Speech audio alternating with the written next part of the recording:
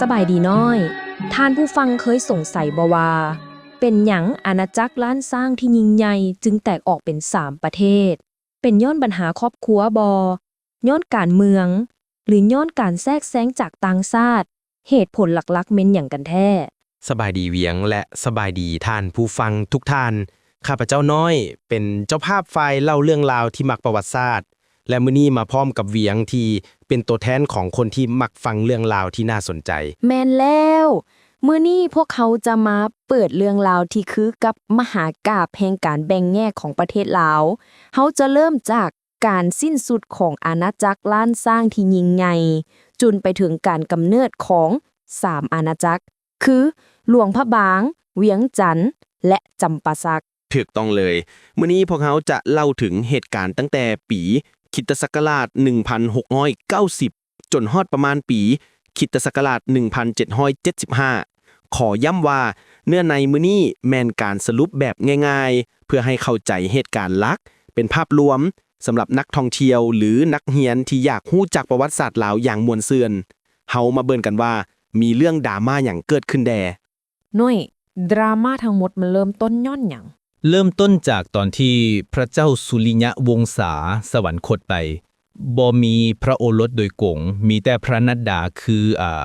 เจ้ากิ้งกิษราชกับเจ้าอินทสมซึ่งยังน้อยหลายเลยยังทรงพะเยาว์หลายก็เลยเกิดภาวะที่เอิ้นว่าสุญญากาศทางอำนาจขึ้นมาทันทีเลยซึ่งภาวะสุญญากาศนี่เองมันคือกับเป็นประตูเปิดเลยมันเปิดโอกาสให้พระยาเมืองจันทน์ซึ่งตอนนั้นเป็นเสนาบดีผู้ใหญ่มีอำนาจพอสมควรก็สวยโอกาสนี้ยึดอำนาจแล้วก็ตั้งตนเองขึ้นเป็นกษัตริย์เลยในปี1690นั่นแหละจุดเริ่มต้นแท้ๆของความปั่นป่วนที่มาจากปัญหาเรื่องการสืบทอดบัลลังก์นี่เองโอ้โหยึดอำนาจเลยวะแล้วบัดนี้พอขึ้นมาแล้วเราจะเฮ็ดแนวใดต่อเพื่อให้คนยอมรับก็พยายามสร้างความชอบธรรมให้ตนเองละบ่วิธีหนึ่งที่เราคิดจะเฮ็ดคือพยายามจะอภิเษกสมรสกับเจ้านางสุมังคลาพระราชธิดาของพระเจ้าสุริยะวงศาแม่นบ่แม่นแล้วซึ่งตอนนั้นเจ้านางสุมังคลาเป็นแม่ใหม่อยู่แล้วมีโอรสแล้วองค์หนึ่งคือเจ้าองค์ลอแล้วก็กำลังถือพระอีกองค์หนึ่งด้วยอ้าว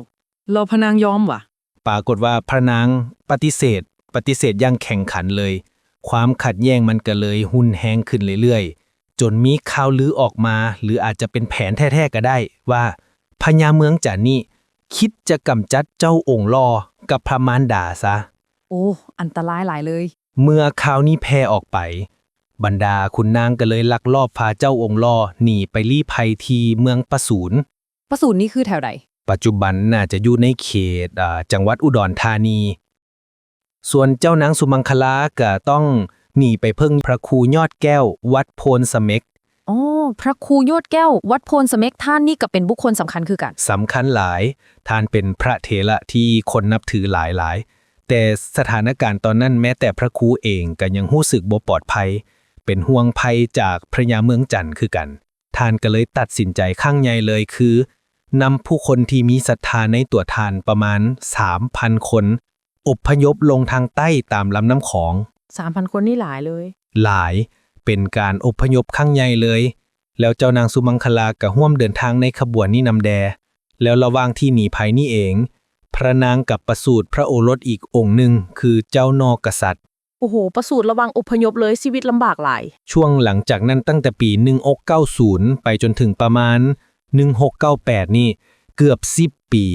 ที่ต้องบอกว่าวุ่นวายสุดๆเลยมีการเปลี่ยนอำนาจกันไว้วังพระยาเมืองจันทน์ที่ยึดอำนาจมาได้ครองราชย์อยู่เพียง6 เดือนเองก็ถือกองทัพฝ่ายเจ้าองค์ลอโค่นล้มแล้วก็สังหารไปไว้หลายเจ้าองค์ลอขึ้นมาครองแทนได้ประมาณ4 ปีก็ถือเจ้านันทราชซึ่งเป็นโอรสเจ้าปูมาจากเมืองนครยกทัพมาตีแล้วก็ประหารชีวิตไปอีกโอ้โหเปลี่ยนกันไว้หลายยังบ่จบเจ้านันทราชครองอยู่ได้อีก3 ปีประมาณ1695ถึง1698ก็หมดอำนาจอีกไผมาอีกบัดนี้เป็นเจ้าไซองค์เว่ท่านเป็นโอรสเจ้าสมภูอยู่เมืองเว่ของประเทศเวียดนามพุ่นยกทัพมายึดเวียงจันทน์สังหารเจ้านันทราชแล้วก็ขึ้นครองราชย์ในปี1698 ทรงพระนามว่าพระเจ้าไซยเศรษฐาธิราชที่สอง อ๋อในที่สุดก็คือจะมีคนที่เบิงหมั่นคงขึ้นมาได้ พระไสยเศรษฐาธิราชที่สองนี้แต่มันสงบจริงวะหรือว่าเป็นแค่จุดเริ่มต้นของปัญหาใหม่ ต้องบอกว่าเป็นการยุติความวุ่นวายในช่วงสั้นนั้นได้ แต่ว่าหากของปัญหามันยังอยู่ แล้วการกระทำต่อมาของพระองค์นั่นแหละ ที่จะเป็นตัวเร่งให้เกิดการแบ่งแยกอาณาจักรอย่างเป็นทางการขึ้นมาทันที แนวใดเมื่อพระองค์ขึ้นครองเวียงจันทน์ได้แล้วเฮ็ดหยังต่อ เมื่อพระไซยเศรษฐาธิราชที่สองหรือเจ้าไซองค์เว่นี่ครองเวียงจันทน์ได้ในปี 1698 เพิ่นกะพยายามจะจัดระเบียบอำนาจใหม่ก็เลยแต่งตั้งน้องชายตนเองคือเท่าลองให้ไปครองเมืองหลวงพะบาง ซึ่งเป็นเมืองสำคัญทางเหนือ อ๋อส่งน้องชายไปคุมเมืองเหนือเลย แต่ที่นี่การแต่งตั้งคนของตนเองไปคุมเมืองสำคัญยังหลวงพะบางกลับไปกระทบกระเทือนกลุ่มอำนาจเดิม หรือเสื้อสายเดิมของพระเจ้าสุริยะวงศาคือเจ้ากิงกิจราชกับเจ้าอินทสม ตอนนั้นลี้ภัยอยู่เมืองพง พวกท่านก็คงบ่ยอมง่ายๆแม่นบ่ แม่นแล้วพวกทานกะย่านว่าจะถูกกำจัดอยู่แล้ว พอเห็นแบบนี้ก็เลยยิ่งต้องเคลื่อนไหวก็เริ่มห่วมโหมกำลังพลเพื่อจะทวงสิทธิ์คืน แล้วก็เกิดเรื่องจนได้ ในปี 1706 เจ้ากิงกิจราชกับเจ้าอินทคมกะนำทัพลงมาตีหลวงพระบางแท้ๆท้าวรองน้องสายพระเจ้าไสยเศรษฐาสู้บ่ได้ต้องหนีกลับลงมาเวียงจันทน์ อ้าวแล้วทางหลวงพระบางยุดวะ ยังกองทัพหลวงพระบางยังตามลงมาจะมาตีเวียงจันทน์ตัวเอกตอนนั้นสถานการณ์เข่งตึงหลายๆ แล้วพระไสยเศรษฐาธิราชที่สองเฮ็ดแนวใดบัดนี้รับศึกสองด้านเลย นี่แหละคือจุดเปลี่ยนสำคัญจริงๆ พระไสยเศรษฐาธิราชที่สองประเมินสถานการณ์แล้ว เห็นว่าลำพังตนเองอาจจะรับมือบ่ไหวแน่ๆ ก็เลยตัดสินใจเฮ็ดในสิ่งที่บ่เคยเกิดขึ้นมาก่อนในประวัติศาสตร์ล้านสร้าง คือส่งทูตไปขอความช่วยเหลือจากสยาม จากสมเด็จพระเพทรราชาแห่งกรุงศรีอยุธยา โอ้ ไปขอให้สยามซวยเลยวะน่าสนใจหลาย แล้วผลเป็นแนวใดอยุธยาว่าแนวใด อยุธยาตอบรับแต่บ่ได้ส่งทัพมาช่วยรบโดยกงแต่ส่งกองทัพขึ้นมาในลักษณะคือกับเป็นผู้ไก่เกลี่ยหลายกว่า โอ้ มาเป็นคนกลาง ในปี 1707 กองทัพอยุธยากะยกขึ้นมา แล้วก็มีการเจรจากัน ผลของการเจรจาครั้งนั้นที่มีอยุธยาเป็นตัวการนี่แหละ คือข้อตกลงที่ถือเป็นจุดสิ้นสุดของอาณาจักรล้านสร้างที่เป็นเอกภาพ ก็คือ คือการแบ่งอาณาจักรออกเป็นสองส่วนอย่างเป็นทางการไปเลย อาณาจักรล้านสร้างหลวงพระบางทางเหนือ กับอาณาจักรล้านสร้างเวียงจันทน์ทางใต้ โอ้โหในที่สุดก็ต้องแบ่งกันจริงๆ คือกับที่เปรียบเทียบกันว่าเรือใหญ่ล้านสร้างเจอพายุหนักจนไปต่อบ่ไหวก็เลยต้องยอมสละเรือให้แตกเป็นสองลำน้อยๆ เพื่อเอาตัวรอดไปก่อน แต่แน่นอนว่าเรือน้อยสองลำก็คงบ่แข็งแรงเท่าเรือใหญ่ลำเดิมแล้ว ถูกต้องเลย เปรียบเทียบได้เห็นภาพหลาย การแบ่งทั้งนี้มันคือการยอมรับความจริงไปแล้วว่าอำนาจรวมศูนย์แบบเดิมมันเพ่พังไปแล้วจริงๆ แล้วมันก็เห็นให้ทั้งสองอาณาจักรใหม่นี่อ่อนแอลงกว่าเดิมอย่างชัดเจน ซึ่งส่งผลกระทบระยะยาวเลย เข้าใจเลย ที่นี่ในขณะที่ทางเหนือกับตอนกลางกำลังวุ่นวายเรื่องแบ่งอำนาจกันอยู่ ทางใต้กลุ่มของพระครูยอดแก้วกับผู้อพยพ 3,000 คนเป็นแนวใดต่อยังเดินทางกันอยู่อ่ะ แม่นแล้ว กลุ่มนี้ก็มีเรื่องเล่าวของตนเองคือกัน พวกเขาก็เดินทางพเนจรลงใต้ไปเรื่อยๆ ตอนทมิตรไปถึงเขตแดนเขมรพูดเลย แต่ก็เบิ่งคือจะพบกับความยากลำบากอุปสรรคต่างๆ ก็เลยตัดสินใจถอยกลับขึ้นมา แล้วสุดท้ายก็มาปักหลักตั้งถิ่นฐานกันแถวเมืองจำปาสัก ซึ่งตอนนั้นก็เป็นชุมชนสำคัญอยู่แล้ว อ๋อที่จำปาสักนี่เอง แล้วเกิดอย่างขึ้นที่นั่น ที่จำปาสักตอนนั้นมีผู้ปกครองท้องถิ่นอยู่สื่อนางแพง นางแพงเกิดความเลื่อมใสในตัวพระครูยอดแก้วหลายๆ ก็เลยยกมือให้ปกครองเลย พระครูท่านนำธรรมะมาเผยแพร่สั่งสอนผู้คนจนเป็นที่เคารพนับถืออย่างสูง แต่ว่ามันก็มีปัญหาในทางปฏิบัติคือกัน ปัญหาอย่างวะ ปัญหาก็คือในฐานะที่ท่านเป็นพระสงฆ์การบริหารจัดการเรื่องทางโลกบางอย่างท่านก็เฮ็ดได้บ่เต็มที่โดยเฉพาะพวกการตัดสินคดีความการลงโทษคนที่เฮ็ดผิดซึ่งมันจำเป็นสำหรับการรักษาความสงบเหี้ยมห้อย อ๋อเข้าใจคือกับว่าถึงจะเป็นผู้นำทางจิตวิญญาณที่คนนับถือ แต่เรื่องทางโลกบางอย่างมันก็ต้องมีผู้ปกครองทางโลกจริงๆมาจัดการ ประมาณนั้นเลย มันแสดงให้เห็นข้อจำกัดของการมีผู้นำทางจิตวิญญาณอย่างเดียวในการปกครองรัฐ แล้วพระครูแก้ปัญหาแนวใด ท่านก็เลยตัดสินใจ ในปี 1714 ท่านก็ส่งคนไปเชิญเจ้านอกษัตริย์ จื่อได้บ่โอรสองค์น้อยของเจ้านางสุมังคลาที่เกิดตอนอพยพ อ๋อจื้อได้ที่ประสูติตอนนี้ไผ ท่านกะเชิญเจ้านอกษัตริย์ที่ตอนนั้นน่าจะลบลี้อยู่บอนใดบอนหนึ่งให้มาครองเมือง แล้วก็เฮ็ดพิธีอภิเษกขึ้นเป็นกษัตริย์องค์ทำอิฐของอาณาจักรใหม่ คืออาณาจักรจำปาสักทรงพระนามว่าเจ้าซ้อยศรีสุทนปุตทังกูล เอ้ากลายเป็นว่ามีอาณาจักรลาวที่ 3 เกิดขึ้นมาอีกว่ะ แม่นแล้ว จากที่แบ่งเป็น 2 คือหลวงพระบางเวียงจันทน์กำนี้จำปาสักเพิ่มมาอีก คือกับว่ามีผู้โดยสารอีกกลุ่มแยกตัวออกมาสร้างแพหรือเรือลำน้อยๆของตนเองขึ้นมาอีก จากเรือที่แตกไปแล้ว เห็นให้ภาพรวมอำนาจมันยิ่งกระจัดกระจายเข้าไปอีก ถูกต้องเลย การก่อตั้งจำปาสักในปี 1714 นี่เฮ็ดให้เกิดเป็นอาณาจักรเอกราชที่ 3 ขึ้นมา ซึ่งมีอาณาเขตครอบคลุมพื้นที่สำคัญทางตอนใต้ทั้ง2ฝั่งแม่น้ำของเลย ตั้งแต่มุกดาหารลงไป รวมถึงเมืองสำคัญอย่างสุวรรณภูมิเศรษฐ์ธงกุลาห้องให้พวกนี้ด้วย พระเจ้าสร้อยศรีสมุทรกับครองราชย์อยู่นานพอสมควรถึงปี 1738 ส่วนพระครูยอดแก้วท่านกะมรณภาพในปี 1720 ตอนนั้นท่านอายุ 90 ปีแล้ว โอ้โหอายุยืนหลาย เอาละ กลับมาที่เวียงจันทน์กันแด ซึ่งถือเป็นอาณาจักรหลักทางใต้หลังจากแบ่งกับหลวงพระบางไปแล้วนั้น พอมาถึงปี 1730 คนที่ขึ้นครองราชย์ต่อจากพระไสยเศรษฐาธิราชที่ 2 ก็คือโอรสของทาน คือเจ้าองค์บุญ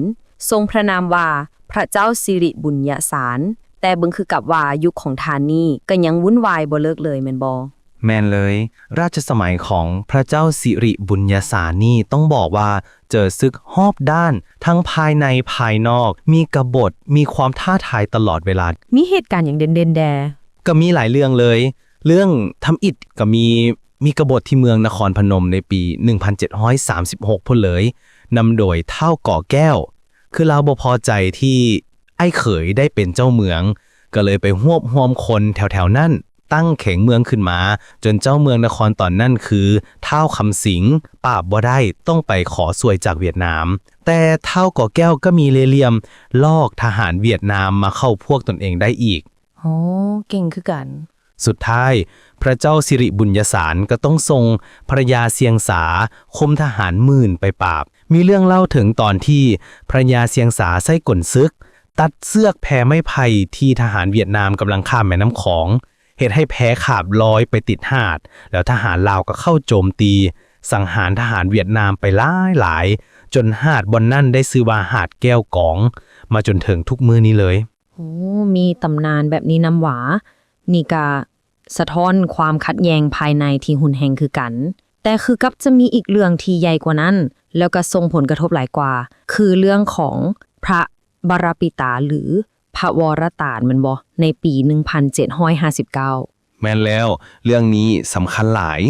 พระวรปิตาหรือว่าพระวรตารนี้ท่านเป็นเสนาบดีผู้ใหญ่เลย แล้วที่สำคัญคือเป็นเท่าของพระเจ้าสิริบุญยสารอีกด้วย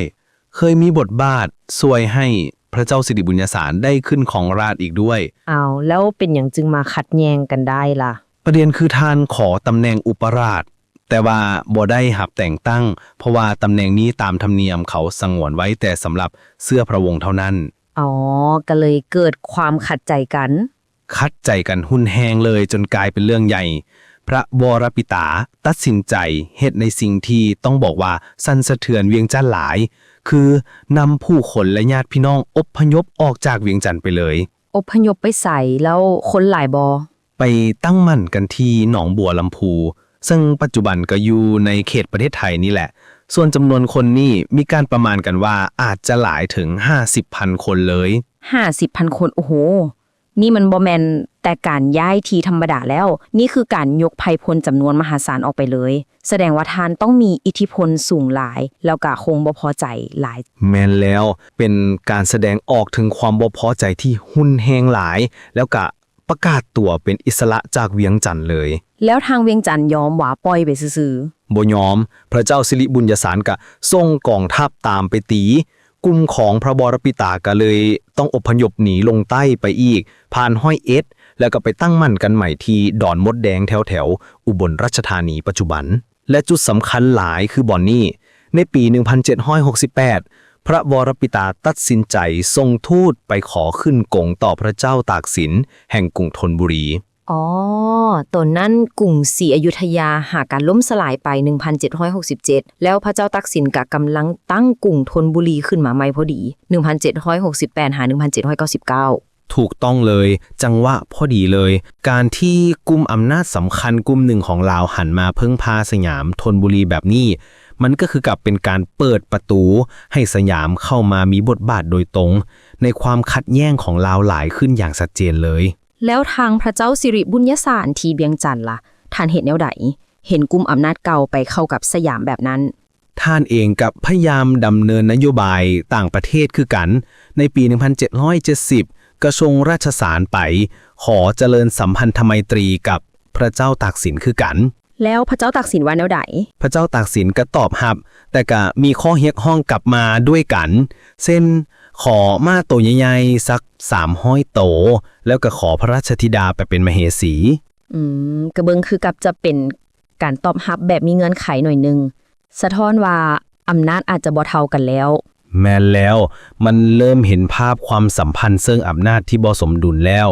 แต่เรื่องมันซับซ้อนกว่านั้นอีก เพราะว่าในภูมิภาคมันบ่ได้มีแต่เวียงจันทน์กับธนบุรี หมายถึงพม่าวะ ถูกต้องตอนนั้นพม่าก็ยังมีอิทธิพล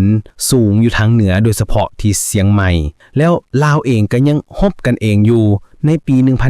1773 หลวงพระบางกับเวียงจันทน์ก็มาฮบกันอีกรอบ ที่นี่พระเจ้าสิริบุญยสารตัดสินใจผิดพลาดครั้งใหญ่คือ ไปขอความช่วยเหลือจากพม่าที่เชียงใหม่